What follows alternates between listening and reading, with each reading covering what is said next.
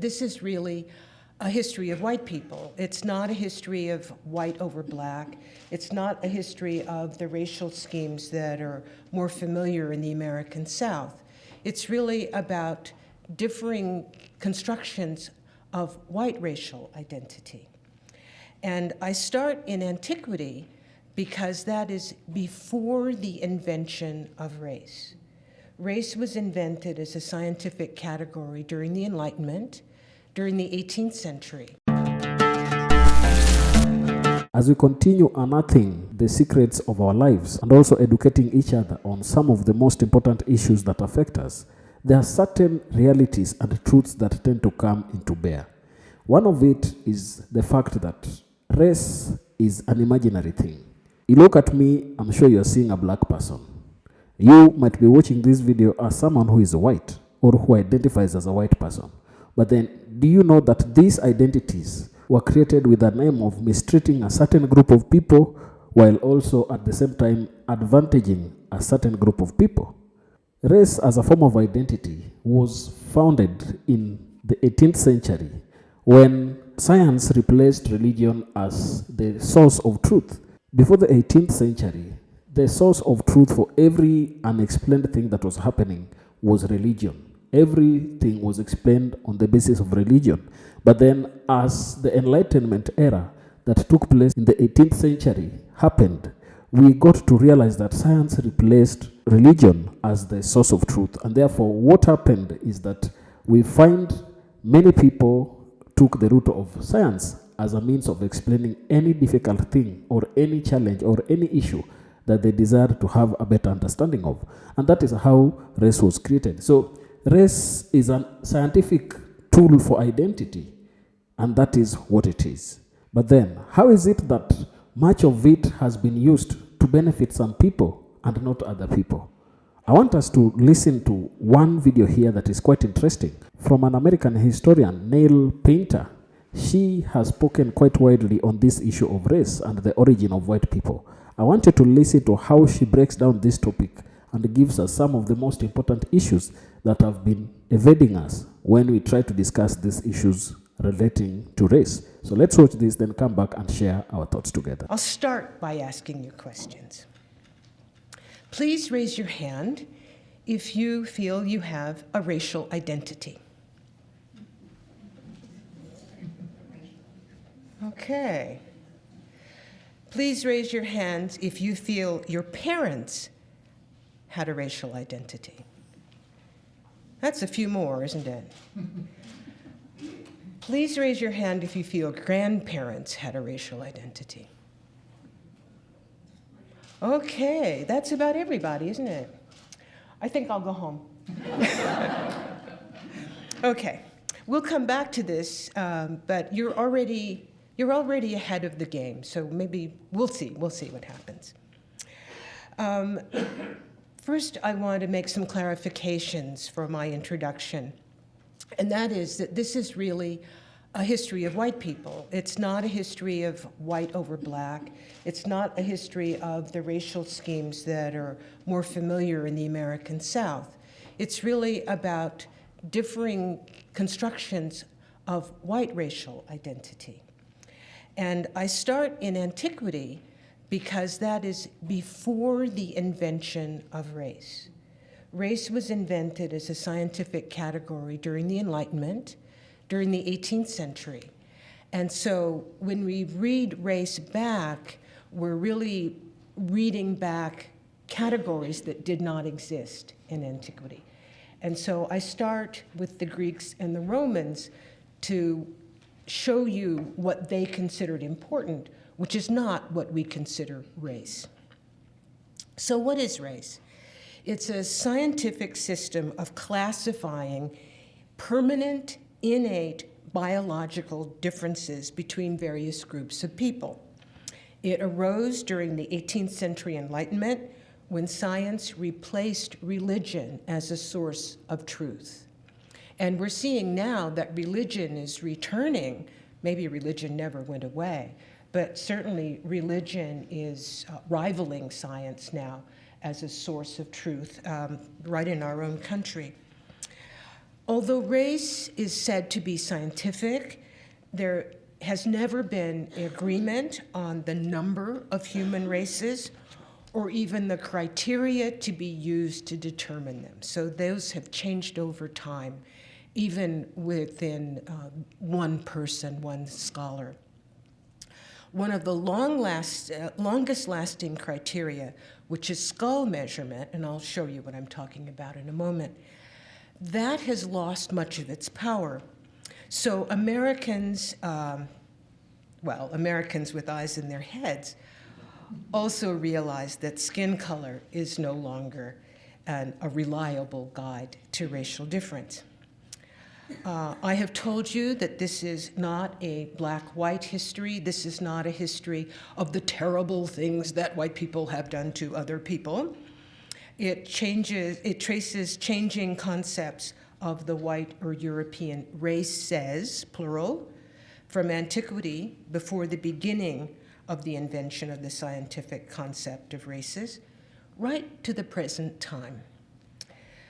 For most of the last 200 years or so, race was not thought to pertain only to non-white people. Race talk continued right across the color line to embrace people who we consider as part of one white race and see them as different white races. So white has been, the classification of white has only been part of our obsession with race, and it also has not been all there was to it. So within the history of the United States, there never was a time when Europeans were considered non-white. So it's not a question of people becoming white, because it was very clear, say, for purposes of voting, that poor Irishmen were white people. But that's not all there was to it, so we'll get back to that. But they were considered white people. The races that were considered alien races in the early 20th century, Jews, Slavs, Italians, they were always considered white. They just weren't the right kind of white people. So I'm going to take you through brachycephalic alpines, dolichocephalic Mediterraneans, with a quick look at the Jewish race. So this is to tell you that the idea of one big unitary white race, this is an idea from about the 1950s. Today, the notion persists that people of color have race, or you might say are raced, but that white people are not. But you all, very sophisticated, you knew that already. Often if I ask people, audiences like this, who has a racial identity, people who consider themselves non-white will put their hands up. But people who consider themselves white, they're not sure. Now, this being a census year, that helps a little bit because people have to check. But sort of in everyday life, the idea, I think, still pertains. We can talk about this in questions and answers, that the people who have race are non-white, and the people who don't have race, the people who are individuals, are people classified as white. Now, the concept of white people has a history. That's what this book is about. And I want to select 5 pivotal moments from the forging of the identity of the American. The American is an idea, it's certainly an idea that existed in the 20th century when I was a student. Probably most of you are familiar with that turn of phrase, are you? The American, the idea of the American mind, yes? Okay. So until quite recently, the assumption was that the American was a white male, a northerner, not a southerner, probably middle class. And so I want to select 5 moments from that history to talk to you about the history of the concept of white people. And I want to start with Göttingen, Germany, in 1795. But that is a man named Jan Friedrich Blumenbach. And Blumenbach was the man who called white people Caucasian. That's how I started writing this book. People say, where'd you get that idea? Why did you decide to write this book? And I said, I wondered why white people were called Chechens. Because remember, in the late 20th century and the early 21st century, there was all this fighting around the Caucasus. And we saw images of burned out buildings. We saw images of Chechens and bearded terrorists and so forth. And I thought, why are white American people called that? And so it took me back to this figure, Jan Friedrich Blumenbach, who was a professor at the University at Göttingen. And in 1795, he decided to call white people, or the European variety, as he would say, Caucasian.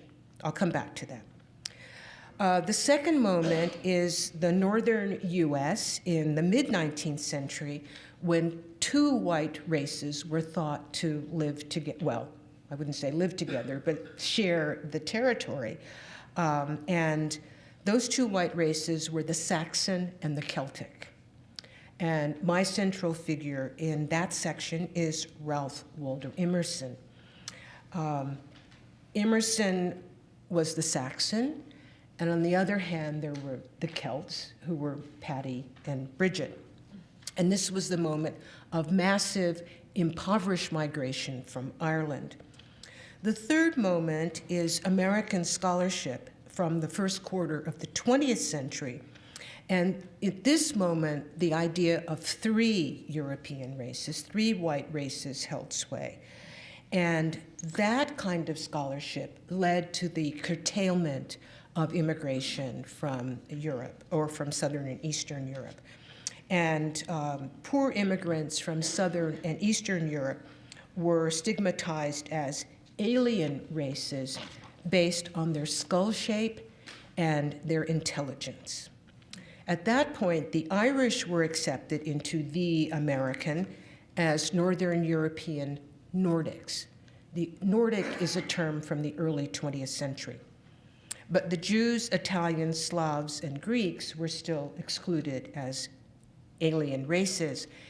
And at the same time, eugenics stigmatized poor Southern Anglo-Saxons as degenerate families. And this is the Carrie Buck story, which had its denouement right here in Charlottesville. The fourth moment is the American political economy during and after the New Deal and the Second World War. And we can kind of sum that up as the development of the suburbs. So after the Second World War, American governmental lending policies fostered a residential apartheid that in the 1950s and 1960s ringed impoverished, deindustrializing cities with new all-white suburbs. The children and grandchildren of the formerly alien races and degenerate families had become simply hardworking white Americans, the American. The fifth moment is the remaking of race in the USA in the early 21st century, our own time, after the end of legalized segregation and in the midst of renewed immigration, heavily from Latin America. Immigration from Latin America, Africa, and the Caribbean are breaking down not only official US Census classifications, but also bringing immigrant mobility into Black identity. Black may still signify poor, but not to the extent that it did before 2000. And as the figure of Black becomes less obviously poor, the figure of white becomes less obviously privileged. So that's a quick scheme. Let's go back and look just a little more closely. First, Göttingen, Germany, 1795, the invention of the term Caucasian based on a beautiful skull.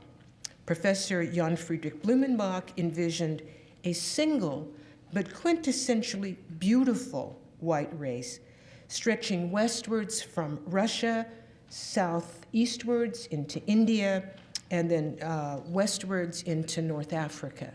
So this was a large category that was not very useful in Europe, actually. So it's much more likely to be found in the United States and to a certain extent in Great Britain. So there's poor Jan Friedrich Blumenbach. Blumenbach based his designation on the most beautiful skull in his collection. Now, this is a beautiful skull, you have to admit. And part of the reason for its beauty is that it is the skull of a very young person.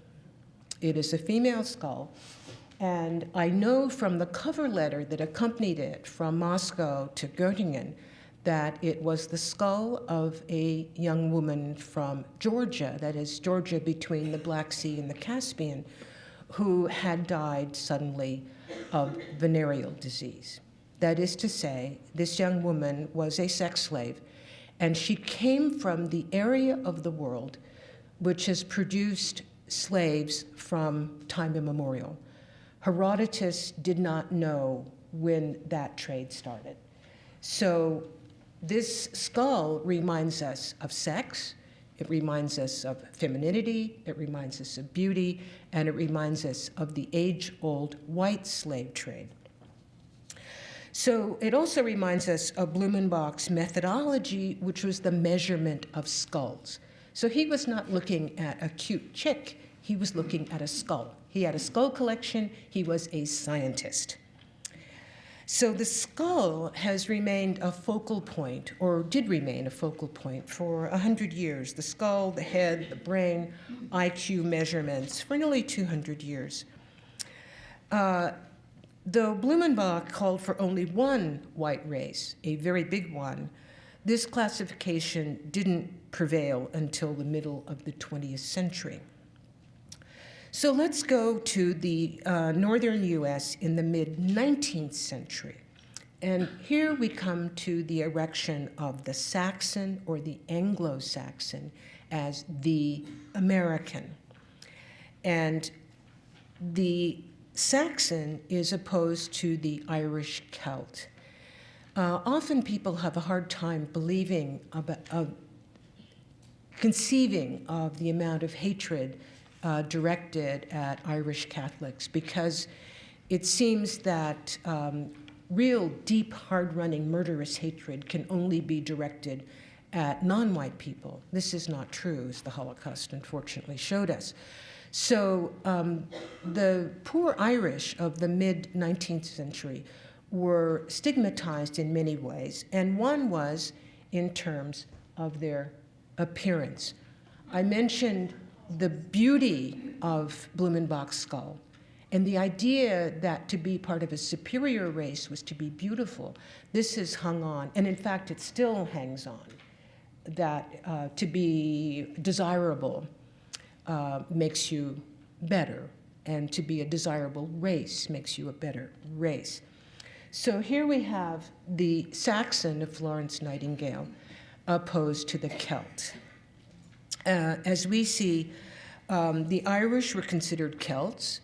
They were considered ugly, primitive, dark-skinned, dark-haired, a race whom the Saxons had conquered. And so this iconography comes from Great Britain, but it circulated in the middle of the 19th century in the United States. So we have contrasting faces to show that the inner person is expressed with the outer appearance. We have Thomas Nast. This comes from Reconstruction, the ignorant vote. You see that the figure labeled black is clearly a hayseed. He's a peasant. He's barefoot. He has his broken little hat. The figure labeled white is a Celt. This is stereotypical Irish stereotype from the hat to the ape-like face. You see this over and over and over again as the characterization of the Irish. And then another Nast cartoon, this sums up the use that Irishmen, even as stigmatized as an inferior race, were able to exercise in the American polity as white men, as voters. And here you have the Irishman. His shillelagh says, "A vote," and he's together with the former Confederate and the New York Democrat. And they are trampling on the black Union veteran, and the ballot box and his veteran's hat are rolling beyond his reach. This is called, this is a white man's government. The figure best known for providing the educated view of the Saxon, or the American as Saxon, is Ralph Waldo Emerson. And Ralph Waldo Emerson plays a central role in my book as a beautiful orchestrator of ideas that were circulating about white races in the United States. Emerson felt that the American was a Saxon because the Englishman was a Saxon, and Americans were double distilled Englishmen. So he had a view, and when he said Saxon, he didn't mean Saxony around Dresden or Leipzig. His Saxony and the Saxony of Anglo-Saxonists is a Saxony that's kind of squished in there between the Netherlands and Denmark. Have any of you been there? Yes, yeah, you've been to Saxony, yeah. He wrote a book published in 1856 called English Traits, which is his race book. And if you want to know Emerson's thinking about white race, it's in English Traits. But he gave lectures from the 1830s, 40s, and 50s on these topics, permanent traits of English national genius, for instance. In the 1850s, the Anglo-American. So for Emerson, the American was essentially an Englishman who was essentially a Saxon. The next moment is US scholarship in the first quarter of the 19th century. And this is the most influential book on the white races, published in 1899 by a professor at Columbia, then at Harvard. This book actually got him his Harvard professorship. His name was William Z. Ripley, and this is called The Races, note plural, of Europe. This scholarship is voluminous. This is simply the most quoted and the most reproduced book. And this was the book that laid the groundwork for the cutting off of immigration from Southern and Eastern Europe. Ripley used up-to-date methodology, including hundreds of images, to show racial types. And this also was standard in the anthropological literature of the time. And he explained how he designated his European races. And that was the cephalic index. This was what he called the best test of race. So the three races, oh, there's Ripley. That is his Harvard professor image. And it says on the bottom, which you can't see here, it says, "Please return to Professor Ripley." I found it in the Harvard archives. So here are his three white races. The first is Teutonic, which is dolichocephalic, that is a long head and light-colored. The second is Alpine, which is brachycephalic, which is round-headed and kind of brownish. And the third is Mediterranean, which is again long-headed, but dark. And he included images to show you the long head and the round head. Interestingly enough, both of these skulls come from the Netherlands. And in case you don't wander around seeing skulls, here are actual people to show you how these three different races appear in life. And it's always with the Teutonic in the top, and the Alpine in the middle, and the Mediterranean at the bottom. Now, there was one big problem with this scheme, is it didn't include Jews. Jews have been a problem for white race taxonomy from the beginning of this taxonomical history. For Blumenbach, he wasn't sure. It's the Jews and the Lapps. They come in, they go out. Are they a race or not? Are they European? It's never quite clear. So for Ripley, he said he was very progressive in his time. He said, Jews are not a race. And this was at a moment when it was very common to speak of the Jewish race and to stigmatize Jews according to race. He said, no, Jews are not a race, they are a people. And they look like the people around them. He said, plus, it's not that different. Those of you who go around saying that there's a pronounced Jewish nose, it's not that different. He said, you take the nostrality of the Jewish nose there on figure 1, and you kind of pull it down a little bit, and then you kind of straighten it out. See, this is how to make a Jew into a Roman.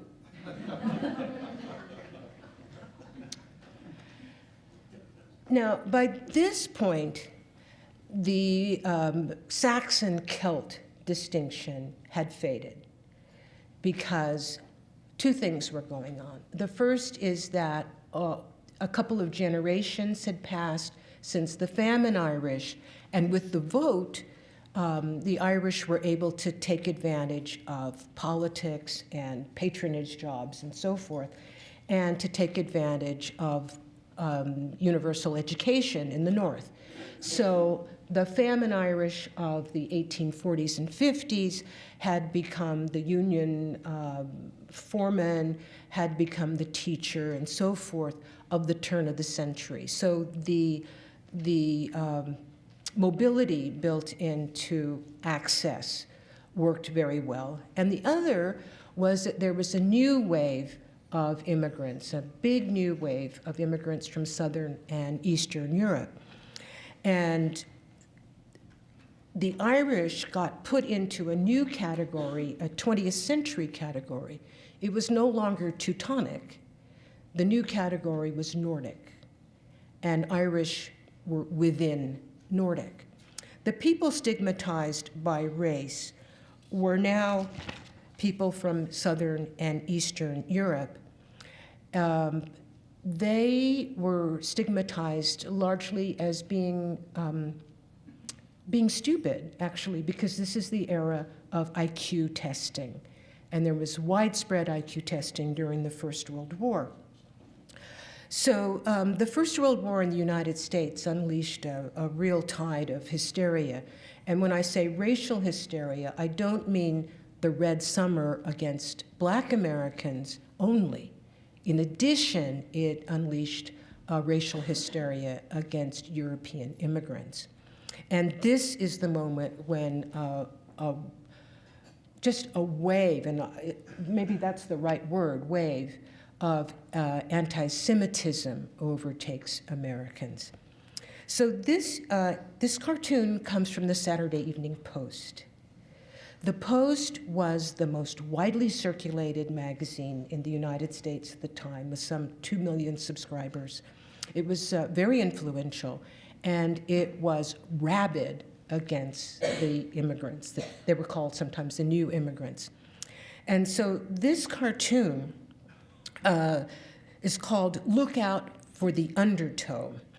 You have a family, an American family, striding into the waves, heedless. The father is heedless. he is the employer of cheap immigrant labor. So he does not see the threat of immigration, which is what this wave says. The mother, who also gaily goes into the waves behind him, is a sentimentalist. A sentimentalist was usually a woman, but was someone who did not hate the guts of the immigrants. Someone who, say, worked in a settlement house, was a social worker, knew something about the immigrants, and was not opposed to them. And so these people were dismissed by people like Theodore Roosevelt as sentimentalist. So she has no sense of the danger lurking. The only one who is pulling back is the child, the future of America. And behind the wave, you see the mortal threat. And it says, the wave says immigration, and behind the wave are lowered standards, race degeneration, Bolshevism, and disease. And these are the threats that the alien races, and this is the alien races from Europe. They're not talking about black people or Indians or Asians. They're talking about Europeans.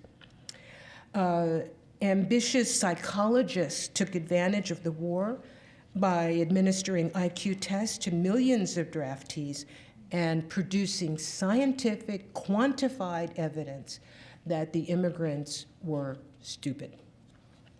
So the immigrants belong to inferior races, that is the Alpine and the Mediterranean. And this is a page from, well, it's part of a page, from a book by a Princeton professor published by Princeton University Press. And the book is called A Study of American Intelligence from 1923. And it lists the proportion of Nordic, Alpine, and Mediterranean blood in each of the European countries. So with this table, you can tell how many of which race are in various countries. Go down to Turkey, for instance.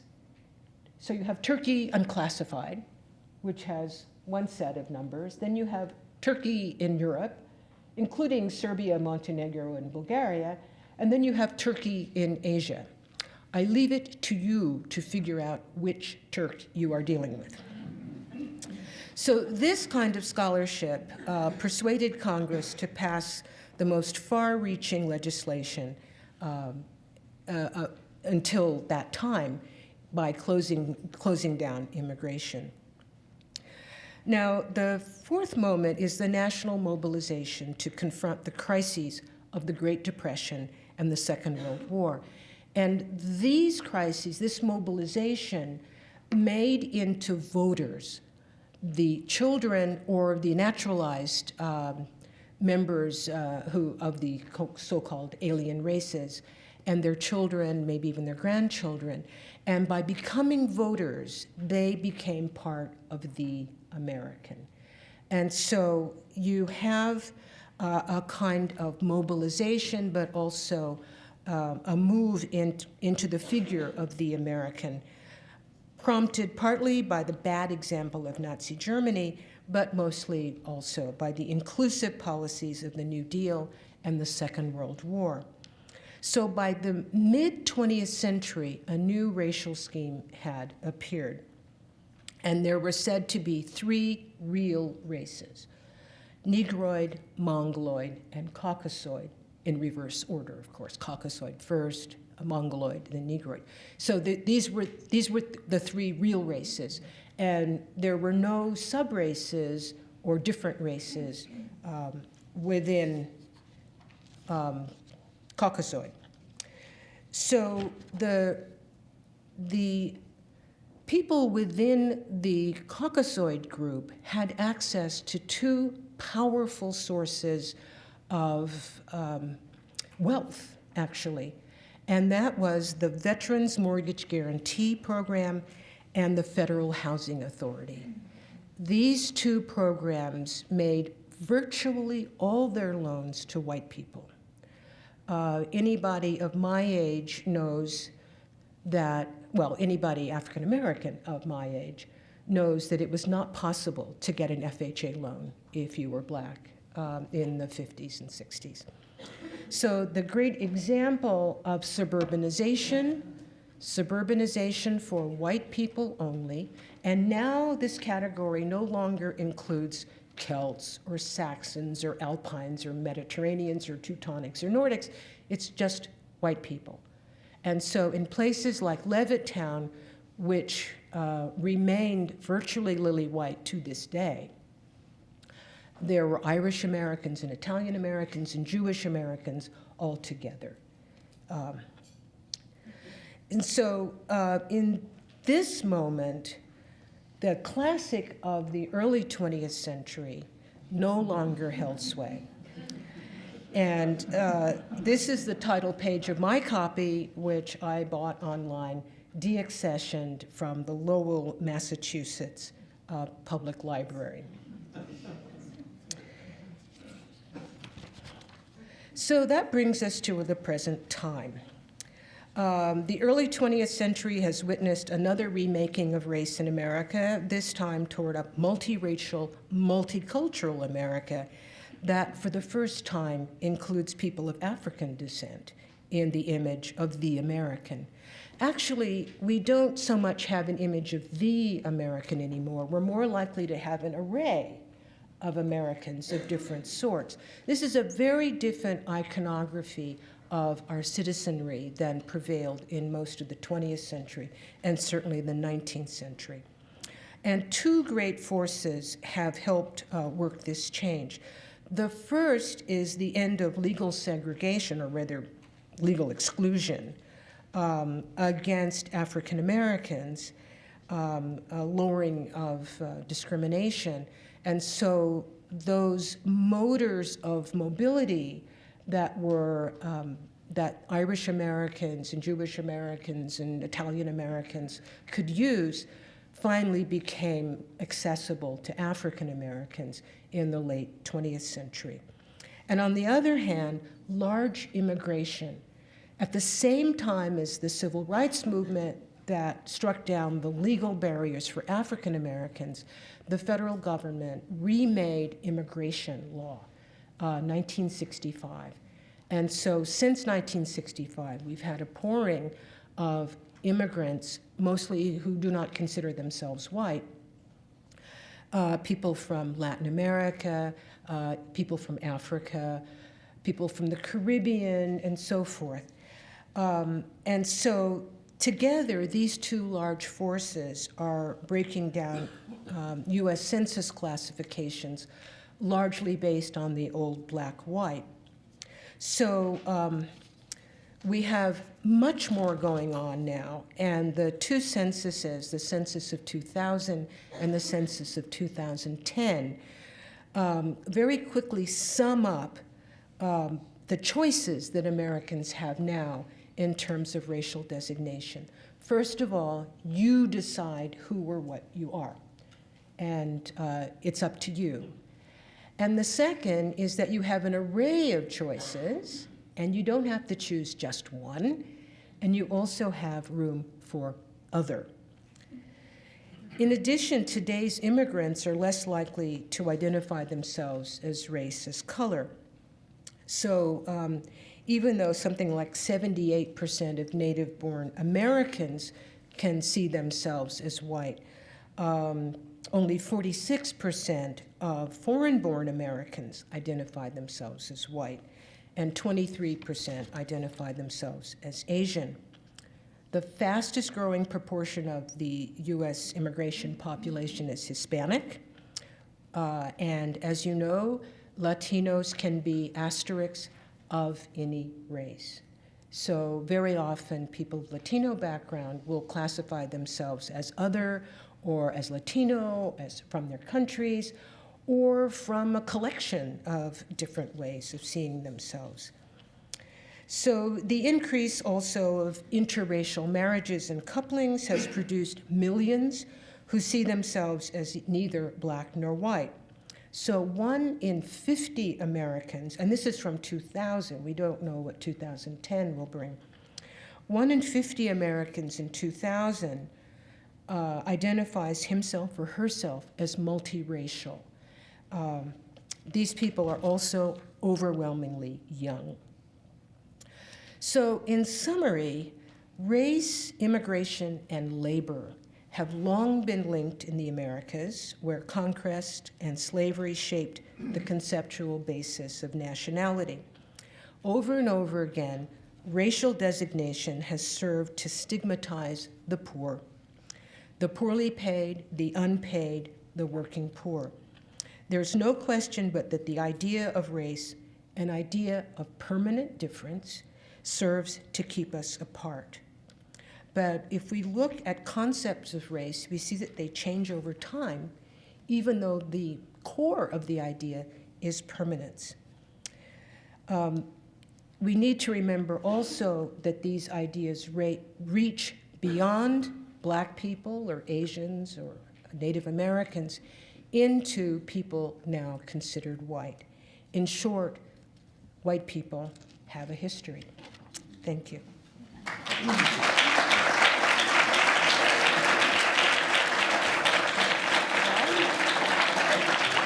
you.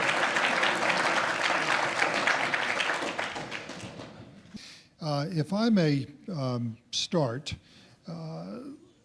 you have talked a lot about how classifications were developed, but haven't really touched upon how classifications, the boundaries between classifications, have been policed. Could you give us sort of a quick overview of how we have policed these boundaries? And I'd particularly like to know that whether in light of the changes in the way we take the census by giving people a choice, does that mean that there's going to be less policing, less enforcement of the boundaries than there has been in the past? Most of the policing has been, most of the policing of white people, I should say, has been outside the law. The policing against people considered Black has been legal until the civil rights era of the 1960s. But people responded in various ways by, for instance, developing something called Scots-Irish in the mid-19th century. Before the immigration of the famine Irish, everybody who came from anywhere in Ireland was considered Irish. But with the famine Irish, the older Irish immigrants wanted to separate themselves out, and so they began to call themselves Scots-Irish. And one way you could tell was between whether you spelled your Kelly with 2 E's or not. And you could, of course, change your name. So most of this policing of white people was on a face-to-face basis.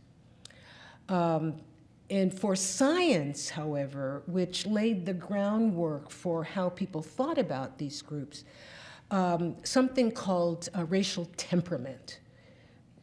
This is an old idea that was very popular in the early 20th century. And it was thought that certain races, for instance, the Italian, were singing and dancing races.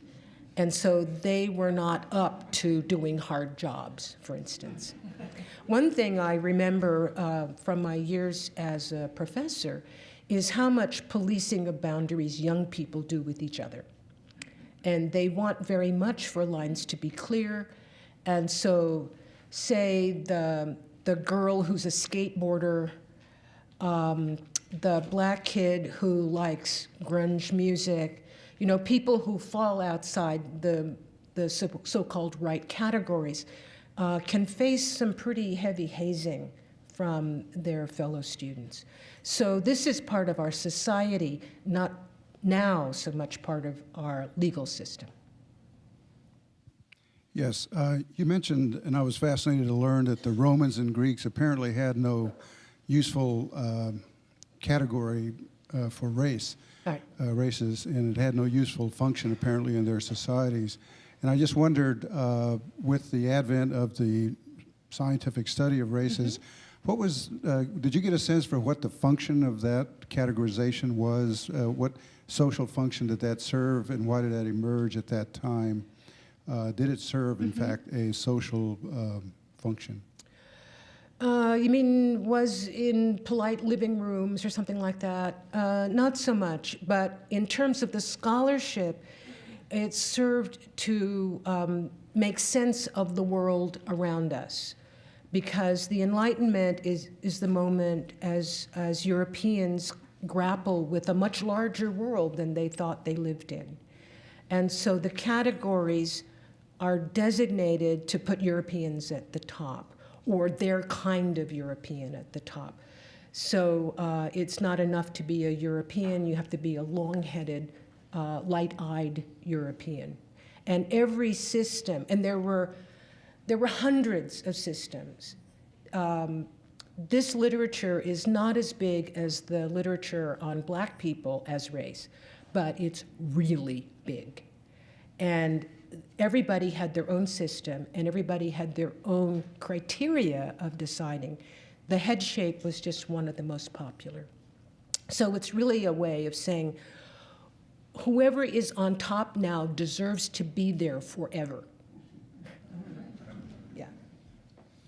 Thank you for your scholarship. I noticed in the cartoon, the post-cartoon, Yes. showing the wave coming out of Europe, that cartoon could very easily be in a magazine today, except now it would be Mexico Yes. instead of Europe, Yes. and Yes. things haven't changed at all. Things have changed, I think, in an important way, ideologically. And that is, the discussion is no longer around race. If we had been before, say, 1980, we might well be hearing about racial characteristics of Mexicans. So that's a big difference. Your fascinating history suggests that this whole term of race is a human construct, and it's been changed over the many decades, and that it's a very mushy term which would be very well served to be pushed aside if we could.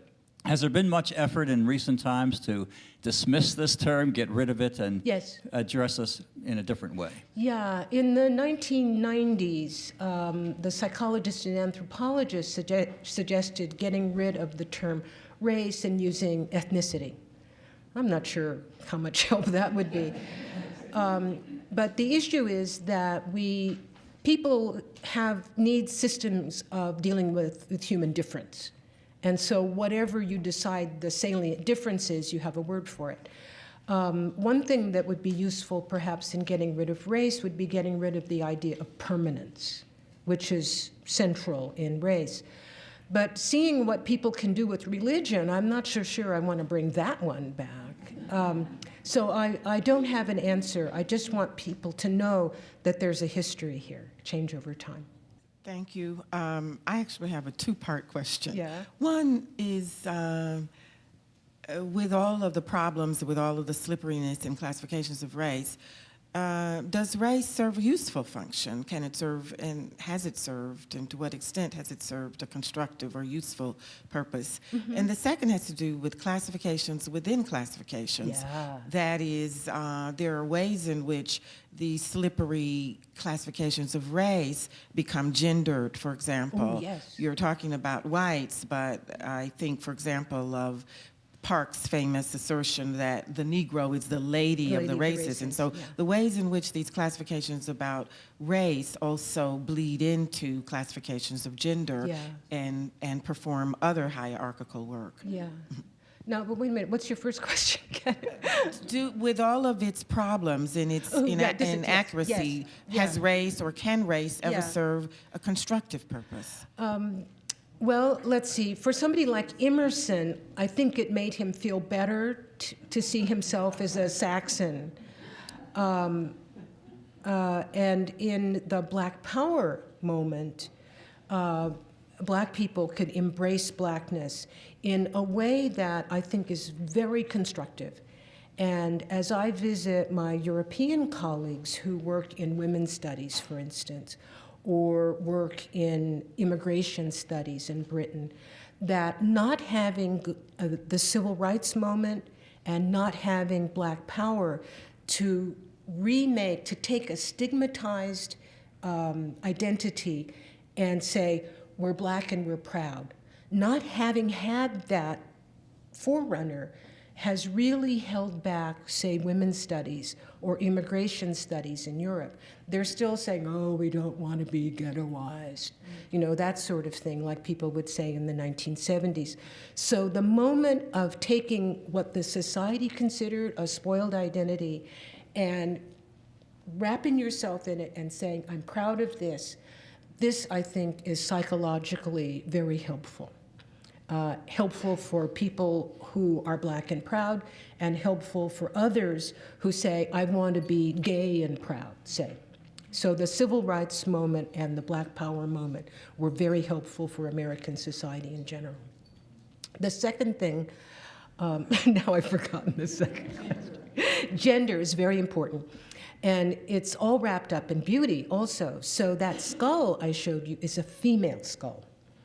And this was the moment of beauty and sublime, when beauty is female and small and powerless and sublime is big. And so racial beauty, Caucasian beauty, for Blumenbach was female. For Emerson, the problem was to masculinize it. And so he turns to violence.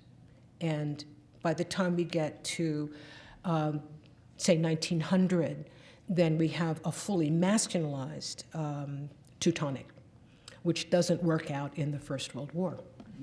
Thank you so much. The chart that appeared before the caricature showed, showed the English at 80% Nordic and 20% Mediterranean, Yes. and the Irish 30% and 70%, and the Scot 85 and 15. Yeah. What kind of bothers me, being a Mediterranean myself, is how does the Irish rate 70% as Mediterranean? How did that whole concept come about? Ay, ay, ay, ay, ay. This is part of the idea that the Irish are the Celtic race. And so if they're the Celtic race, they're the primitive race. And the primitive race has to be short and dark is Mediterranean. So the English are the Saxons, and the Irish and the Welsh and the Scots are the Celts.